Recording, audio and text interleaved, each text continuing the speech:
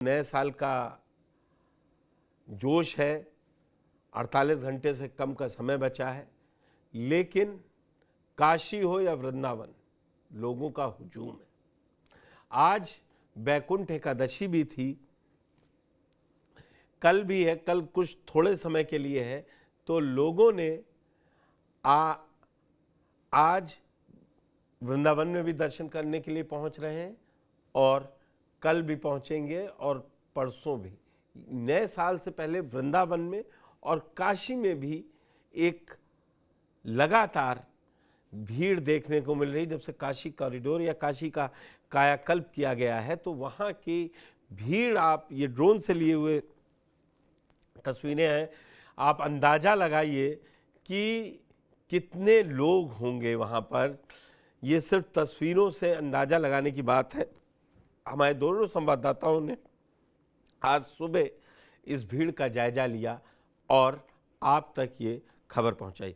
पहले मथुरा से कान्हा अग्रवाल की, फिर उसके बाद वाराणसी से, काशी से अमित सिंह की रिपोर्ट। नव वर्ष आने में सिर्फ 1 से 2 दिन शेष बाकी है, लेकिन उससे पहले अयोध्या, काशी के साथ साथ तीर्थ नगरी वृंदावन, मथुरा के वृंदावन में श्रद्धालुओं का सैलाब देखने को मिल रहा है। मैं इस वक्त मौजूद हूँ ठाकुर बांके बिहारी मंदिर पर। तो पहले मैं आपको कुछ तस्वीरें दिखाना चाहूंगा। आप देख सकते हैं, यह है बांके बिहारी मंदिर के बाहर की तस्वीरें, जो कि श्रद्धालुओं से खचाखच भरा हुआ है। ये है बांके बिहारी के भक्त सुबह से अपने आराध्य के दर्शन करने के लिए आए हुए हैं। आज 30 दिसंबर का दिन है और 30 दिसंबर को बांके बिहारी भक्तों की लंबी कतार आपको देखने को मिल रही है।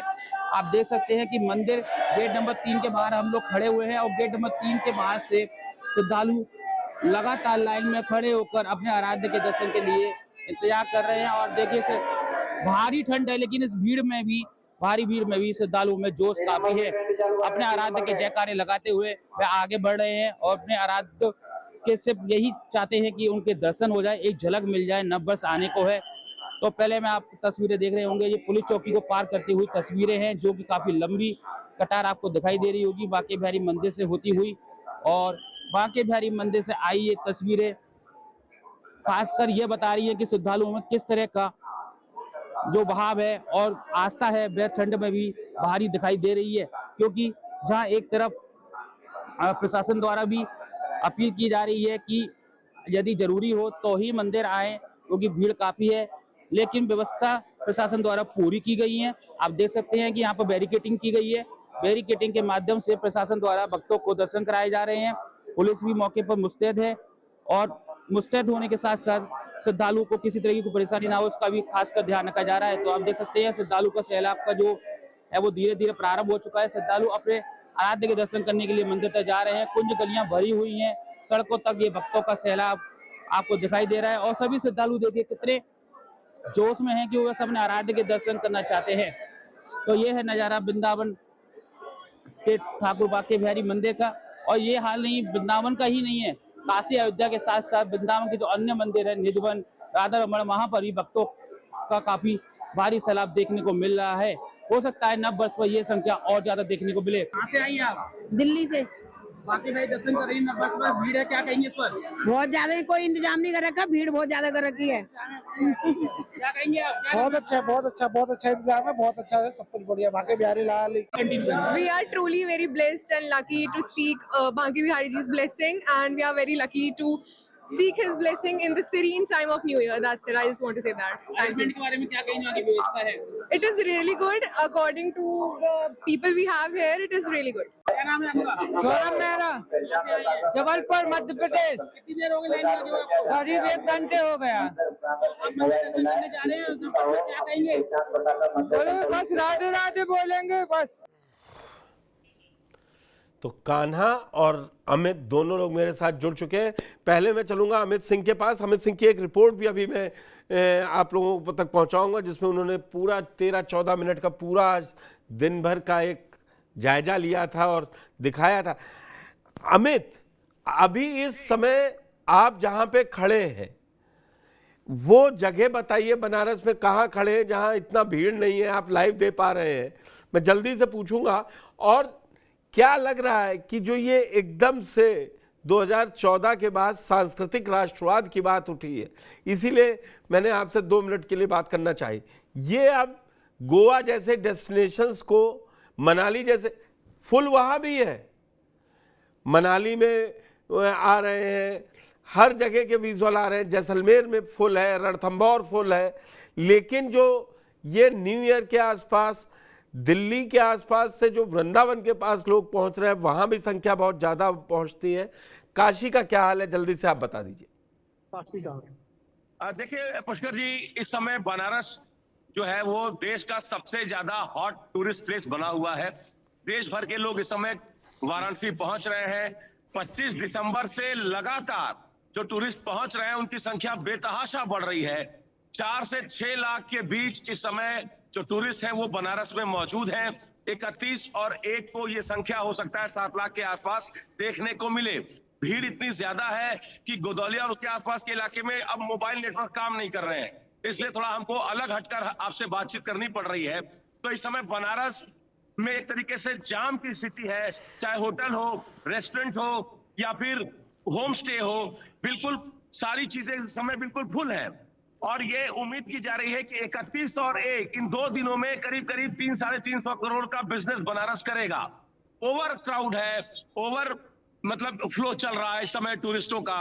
और एक समय में जो गोल्डन ट्रायंगल का खिताब मिला था दिल्ली, जयपुर और आगरा को, उसको स्पिरिचुअल ट्रायंगल ने रिप्लेस कर दिया है बनारस, प्रयागराज और अयोध्या ने। तो लगातार जो स्पिरिचुअल टूरिज्म है उसका बूम एकदम इस समय देखने को मिल रहा है। इसमें कोई तो मत नहीं है कि 14 के बाद से जो स्थिति बदलनी शुरू हुई, अब उसका जो नतीजा है वो दिखाई दे रहा है। विशेष रूप से काशी विश्वनाथ धाम बनने के बाद से तो स्थिति इस कदर बदल गई है कि काशी इस समय देश में नंबर 1 पर ट्रेंड कर रहा है। लगातार भीड़ बढ़ते जा रही है और उसका लाभ काशी के लोगों को भी मिल रहा है। ये और बात है कि ज्यादा लाभ किसके खाते में गया, कम लाभ किसको मिला, ये बहस का विषय हो सकता है, लेकिन लाभ सबको मिल रहा है। तो इस समय 4 से 6 लाख श्रद्धालु काशी में मौजूद है। ये श्रद्धालुओं की संख्या है, 1-1.5 लाख। वैसे भी काशी को कहते हैं तीनों लोक से न्यारी है अमित, वैसे भी कहते हैं काशी तीनों लोकों से न्यारी है। तो यह अद्भुत छटा है, सांस्कृतिक राष्ट्रवाद अब जगह ले रहा है। आपने हमको सारी जानकारी दी, इसके लिए बहुत बहुत धन्यवाद। अभी आप थोड़ी देर में हम वो रिपोर्ट भी दिखाएंगे जब आपने लोगों से बात की और पूरी एक चौपाल लगाई थी। अभी चलते हैं कान्हा के पास।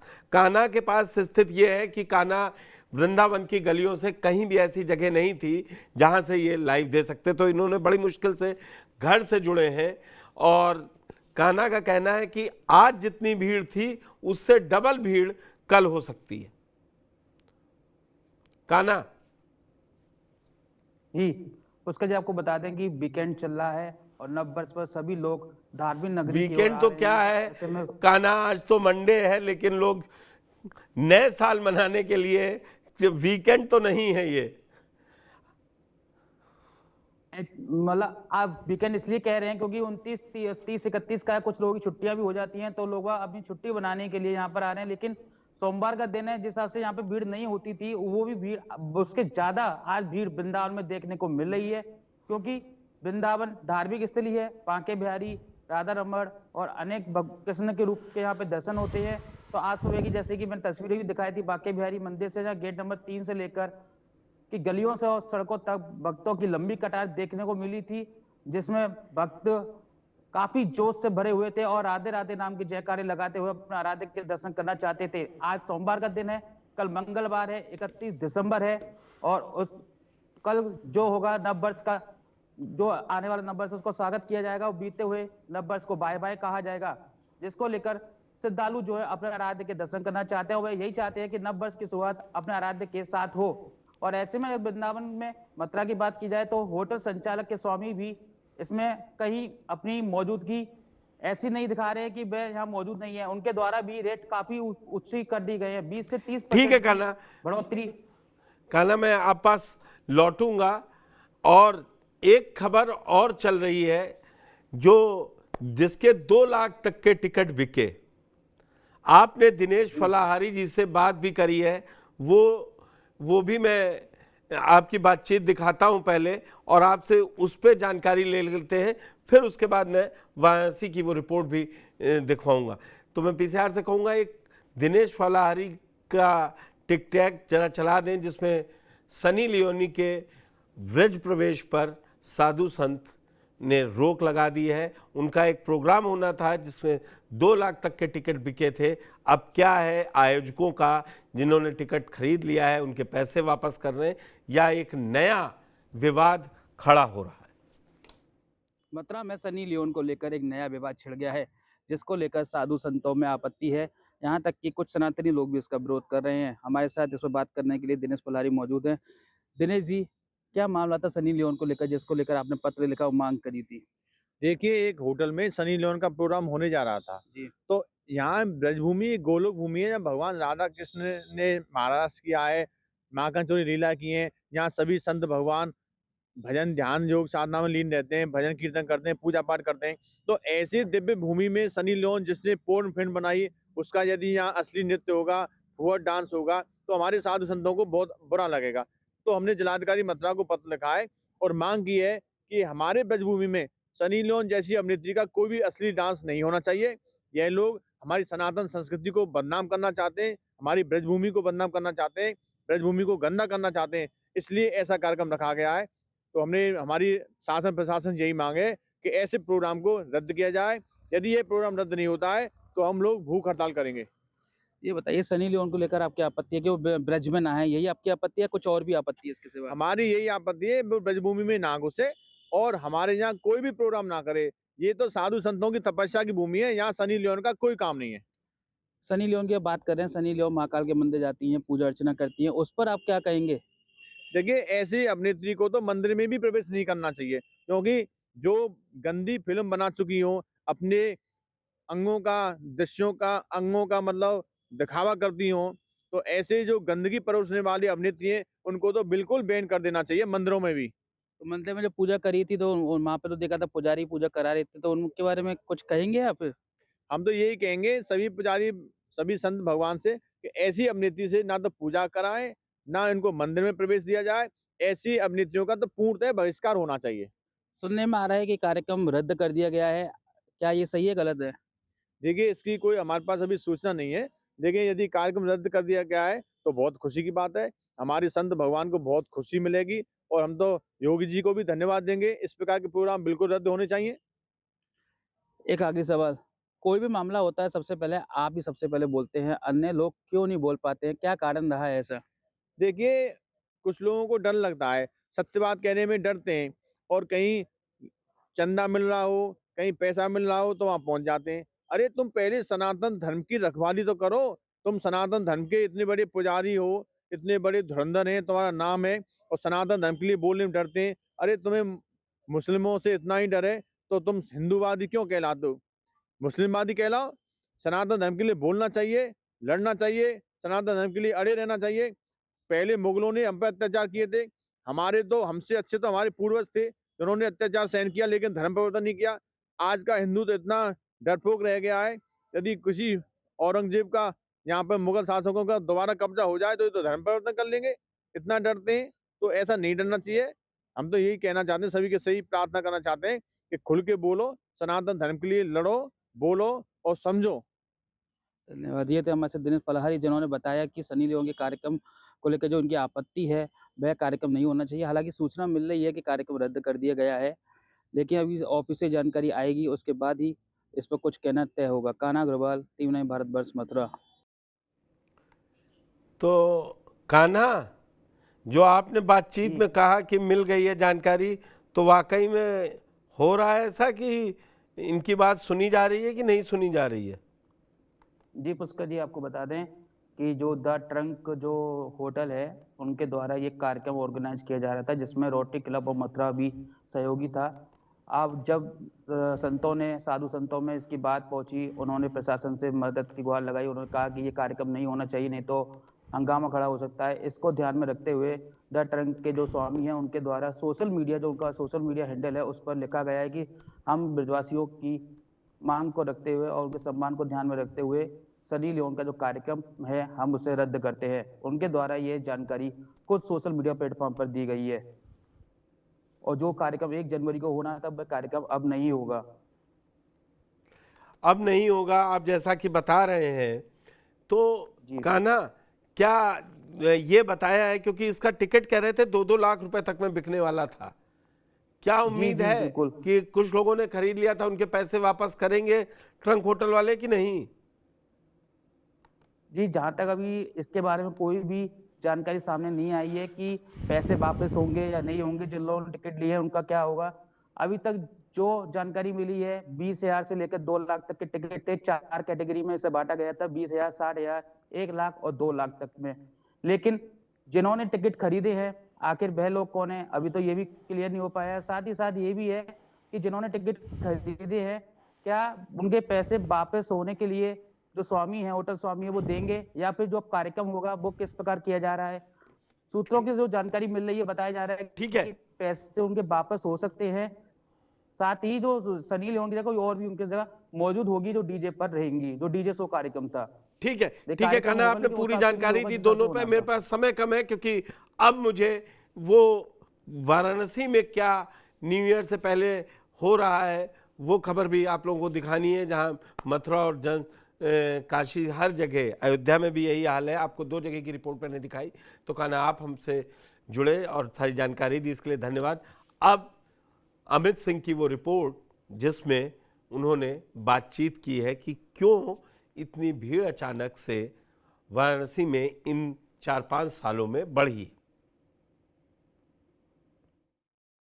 शाम का वक्त है और इस समय हम वाराणसी के अस्सी घाट पर हैं। अस्सी घाट पर शाम की आरती के लिए तमाम जो लोग हैं, जो तीर्थयात्री हैं, पर्यटक हैं, श्रद्धालु हैं, इस समय वो अस्सी घाट की सीढ़ियों पर बैठे हुए हैं।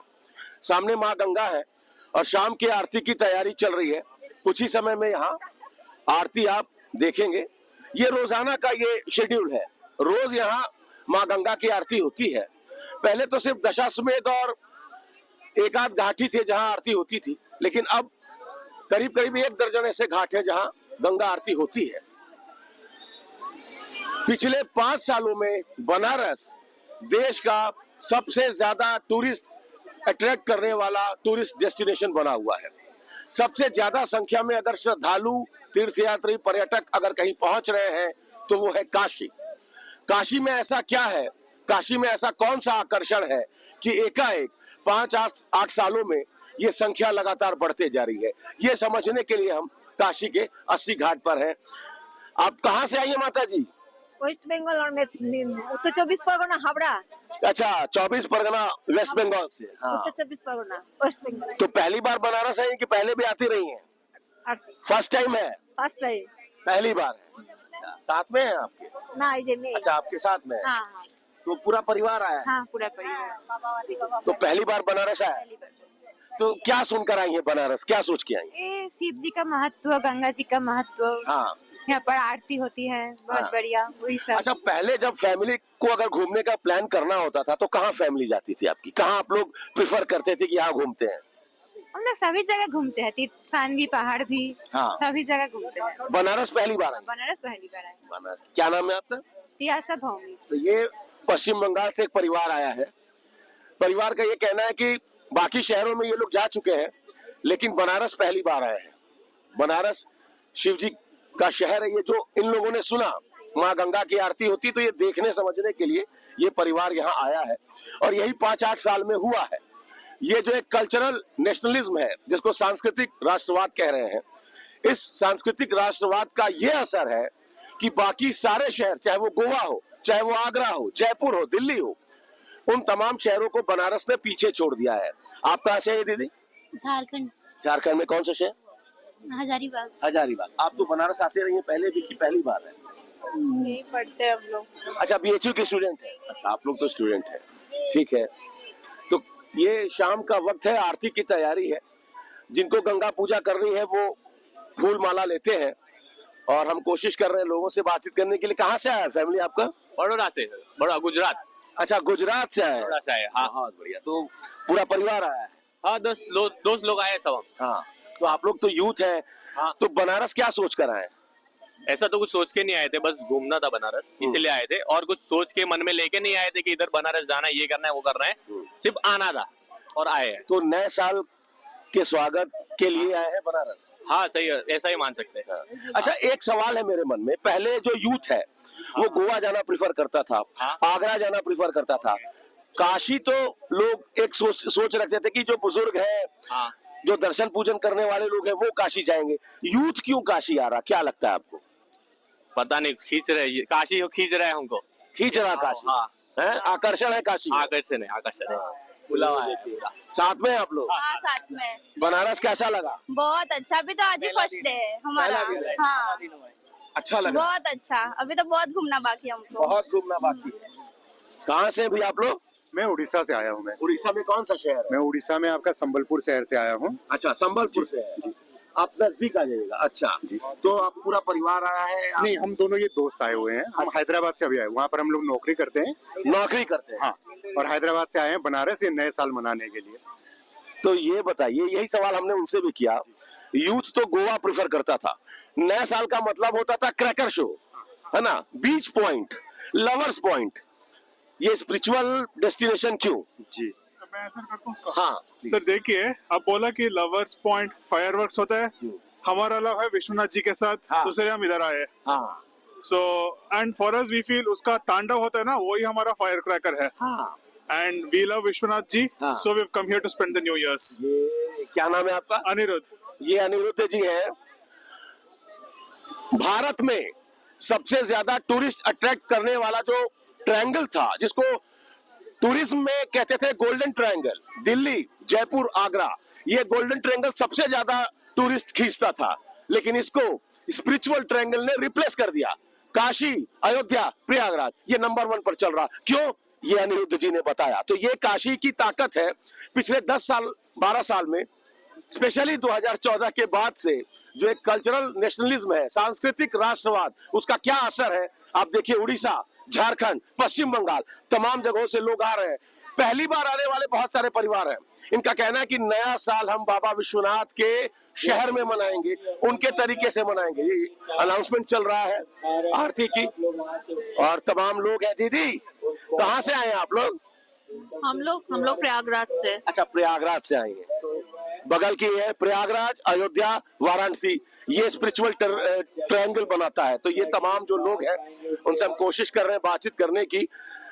सुबह और शाम दोनों आरती होती है अस्सी घाट में, और बगल में सुबह बनारस का कार्यक्रम भी होता है।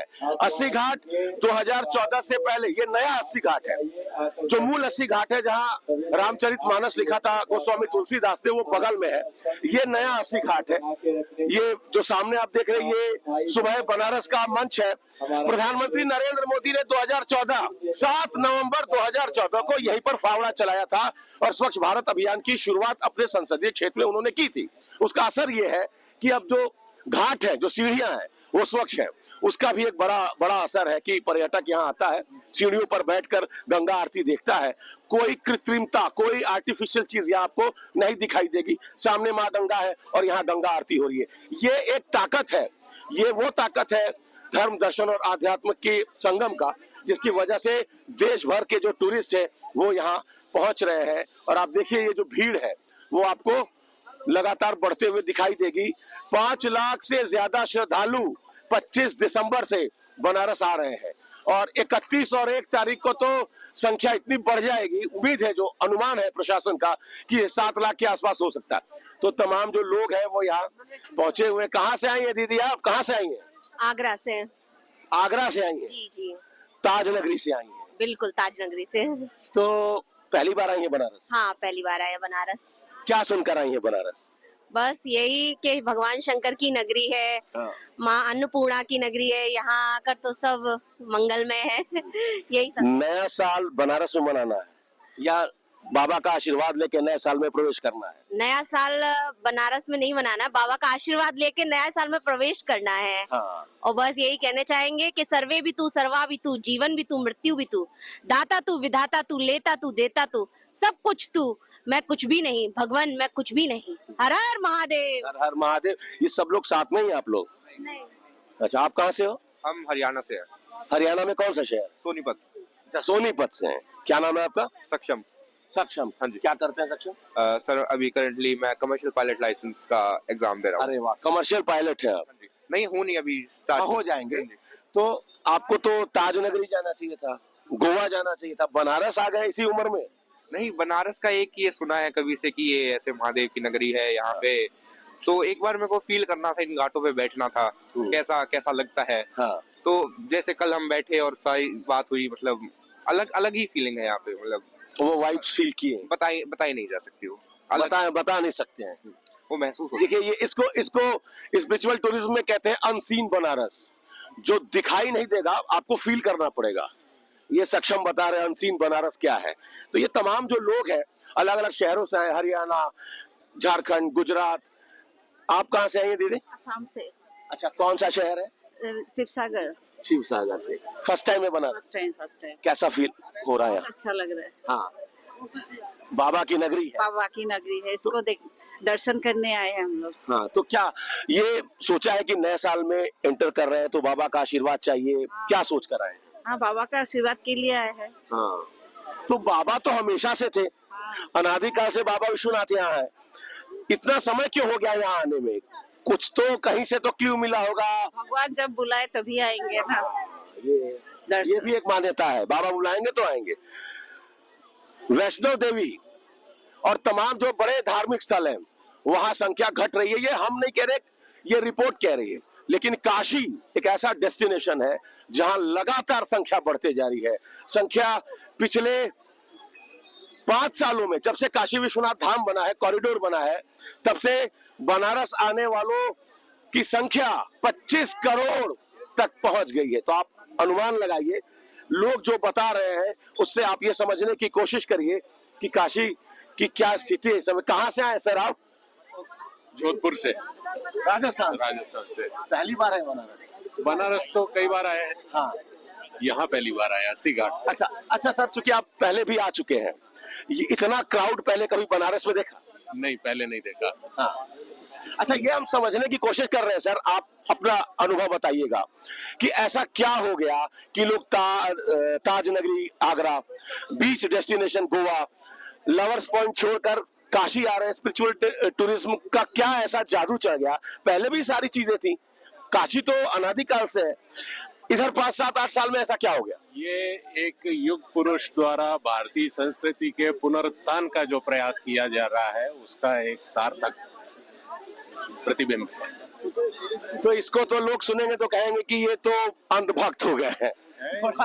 थोड़ा इसको आप क्या बोलते हैं, एक आम आदमी के तरीके से समझाइए। आदमी की तरह से ये है कि देश के अंदर हमारी संस्कृति के प्रति लोगों का रुझान फिर से एक बार सीखने समझने का प्रयास हो रहा है, और उसको लेके लोगों में एक जागरूकता फैल रही है, लोगों में एक उत्साह हो रहा है, और उसके साथ जो प्रशासन द्वारा एक अच्छे तरीके से ही इसको आयोजित किया जा रहा है। अन्यथा क्या होता है कि आम तौर पे टूरिस्ट स्थानों पे लोग आते हुए झिझकते इसलिए हैं, डरते हैं, वहाँ पे अव्यवस्थाएं होती है, परंतु यहाँ मोटे मोटे तौर पे व्यवस्था ठीक है, तो इसके हिसाब से भी लोग आते हैं। और जो बात कही सर ने, लॉ एंड ऑर्डर, इसमें कोई दो मत नहीं है कि उत्तर प्रदेश में, बनारस में कानून व्यवस्था की स्थिति पहले से बेहतर हुई है, और पर्यटन के लिहाज से कानून व्यवस्था का बेहतर होना ये पहली शर्त होती है। एक पर्यटक जब किसी दूसरे शहर में जाता है तो जान माल की सुरक्षा उसकी वो गारंटी चाहता है। उत्तर प्रदेश और बनारस में इसकी गारंटी तो कम से कम है ही। आप 2 बजे 3 बजे रात को बनारस के 80 घाट पर चले आइए, हम गारंटी लेते हैं कभी कोई दिक्कत नहीं होगी, क्योंकि हम कई बार यहाँ रिपोर्टिंग के लिए भी रात बिरात आते रहे हैं, और बहुत आराम से काशी हिंदू विश्वविद्यालय बगल में है, वहाँ के छात्र छात्राएं यहाँ रात भर आराम से आते हैं, चाय पीते हैं और वापस हॉस्टल चले जाते हैं। कहीं किसी को कभी कोई समस्या नहीं हुई है। लॉ एंड ऑर्डर एक बड़ा मजबूत पॉइंट है जिसको सर ने उठाया। तो ये तमाम जो लोग हैं अलग अलग शहरों से आए हुए हैं। आप कहाँ से आए हैं सर? गाजियाबाद से। अच्छा, गाजियाबाद से आए, तो पहले भी बनारस आते रहे हैं? नहीं, मेरा फर्स्ट टाइम है। अच्छा, पहली बार है? पहली बार। कैसी फीलिंग हो रही है सर यहाँ? फीलिंग अच्छी भी है और थोड़ी खराब भी है। खराब कैसे? अभी मैं घाट के दर्शन करने गया था, 84 घाट देखने। हाँ। तो कई जगह मैंने देखा वहाँ नाले हैं, सीवर हैं, उनका पानी, इतना गंदा पानी जो है वो सारा इसमें गिर रहा है, वो बहुत ही ये नमामि गंगे पर हमने कई स्टोरीज की हैं। ये बात सही है कि नमामि गंगे जो NMCG है, national mission for clean Ganga, दावा तो किया जा रहा है कि अब कोई सीवेज अनट्रीटेड वाटर्स या सीवेज वाटर गंगा में नहीं जा रहा। लेकिन गाजियाबाद से जो भाई साहब आए हैं, ये एक इन्होंने बताया कि अनट्रीटेड वाटर अभी भी गंगा में जा रहा है। ये एक आपने बहुत अच्छी बात आपने कही सर। बाकी वाइब्स वगैरह ठीक है यहाँ?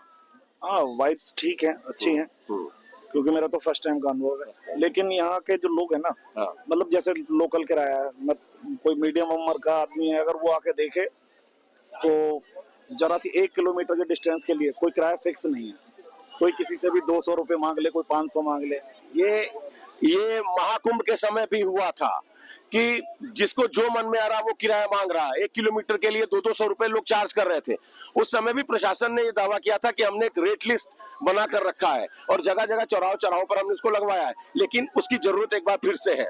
प्रशासन लाख दावा करे, लेकिन जो पर्यटक है वो यही बता रहे हैं कि ये स्थिति बेहतर होनी चाहिए। तो अब आरती का समय हो चुका है। हमने आपको ये बताने की कोशिश की अलग अलग शहरों से लोग बनारस क्यों आ रहे हैं और क्या हो गया 10-12 साल में कि लगातार पर्यटकों की संख्या इतनी बढ़ती जा रही है। Amit Singh, TV9 UP, Varanasi.